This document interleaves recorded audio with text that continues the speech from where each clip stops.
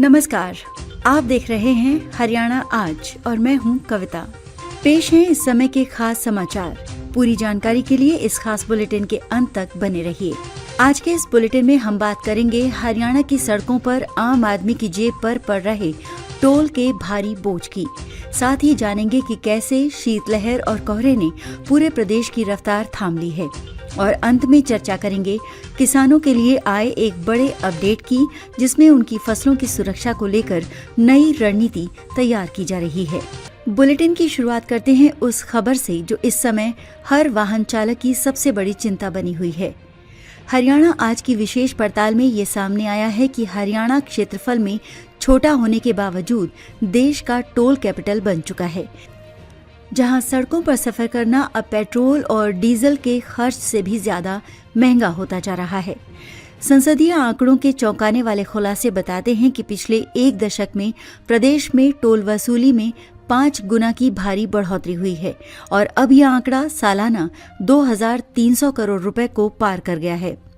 आर्थिक विश्लेषकों का मानना है कि हरियाणा में प्रति किलोमीटर टोल वसूली लगभग 0.69 करोड़ रुपए है, जो पूरे भारत में सबसे अधिक है।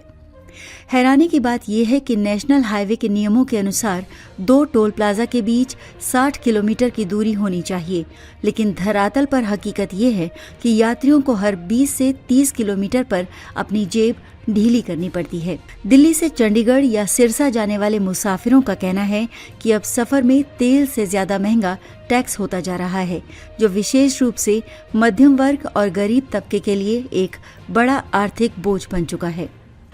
सड़क के इस आर्थिक बोझ के साथ साथ अब कुदरत की मार भी प्रदेशवासियों पर भारी पड़ रही है। इस समय हरियाणा के अधिकांश जिले भीषण शीतलहर और घने कोहरे की चपेट में हैं, जिसने जनजीवन को पूरी तरह अस्त व्यस्त कर दिया है।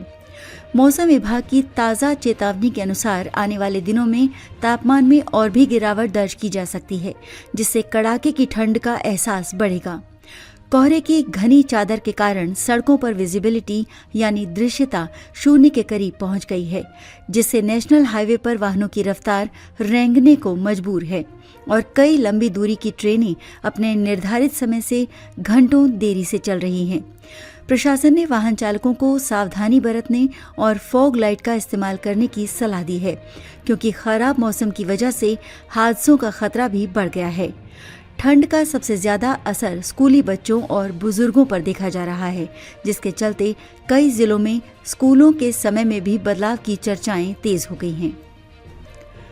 बुलेटिन के अंत में बात करते हैं हमारे अन्नदाताओं से जुड़ी एक अहम खबर की। हरियाणा सरकार ने कृषि क्षेत्र को बढ़ावा देने और किसानों की आय सुरक्षित करने के लिए फसल बीमा और मुआवजे की प्रक्रिया में बड़े बदलावों के संकेत दिए हैं।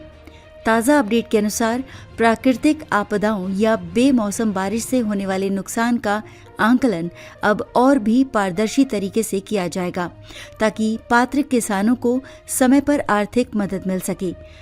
इसके साथ ही मंडियों में फसलों के उठान और भुगतान की प्रक्रिया को और भी डिजिटल बनाया जा रहा है, ताकि किसानों को बिचौलियों के चक्कर न काटने पड़े।